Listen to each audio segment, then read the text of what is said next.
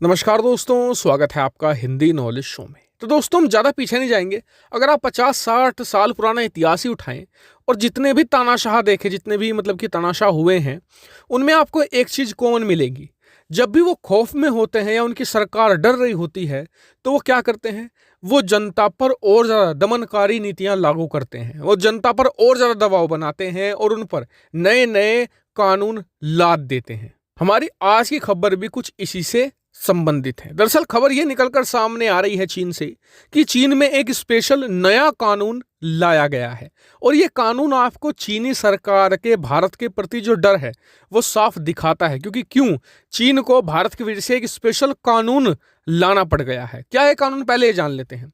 कानून यह है कि अभी तक अगर आप चीन में कम्युनिस्ट पार्टी के खिलाफ बोलते थे तो आपके खिलाफ कानूनी कार्रवाई होती थी, आपको जेल भी भेजा जा सकता था। लेकिन सेना के मामले में ये नहीं था। अगर आप चीन में हैं और चीनी सेना की आलोचना कर रहे हैं, सवाल पूछ रहे हैं उनसे ज्यादातर, तो होता है क्या था कि आपका जो सोशल मीडिया अकाउंट है उसे डिलीट कर दिया जाता था, थोड़ा बहुत फाइन लगा दिया जाता था। लेकिन अब अगर आप सेना की आलोचना करते हैं तो इसे भी अब क्रिमिनलाइज कर दिया गया है और साथ ही आपको जेल भेजा जाएगा और भारी भरकम जुर्माना भी आप पर ठोका जा सकेगा।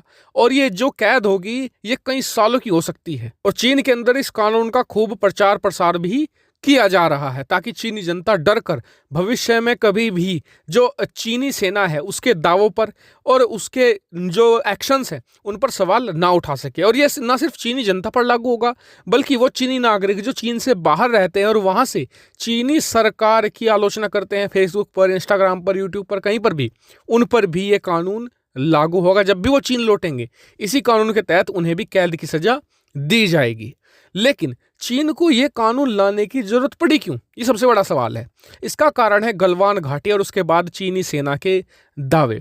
दरअसल आज की तारीख में भी चीन में यह परसेप्शन है कि गलवान घाटी की हिंसा को लेकर चीन और चीनी सेना ने बहुत ज्यादा झूठ बोला है। हमारे बहुत सारे जवान शहीद हुए थे, लेकिन चीन की जनता को झूठ बोला गया। और देखिए, देश चाहे कोई भी हो, सब अपनी सेना और अपनी सेना के शहीदों के लिए बहुत ज्यादा भावनात्मक होते ही हैं। और इसको लेकर सोशल मीडिया पर उस समय जोरदार बहस छिड़ी और ये बहस चलती ही रही। अंत में चीनी सरकार को दबाव में आकर ये मानना पड़ा कि जी हाँ, हमारे जवान शहीद तो हुए थे लेकिन ये सिर्फ 5 थे, यानी कि दोबारा फिर से झूठ बोल दिया।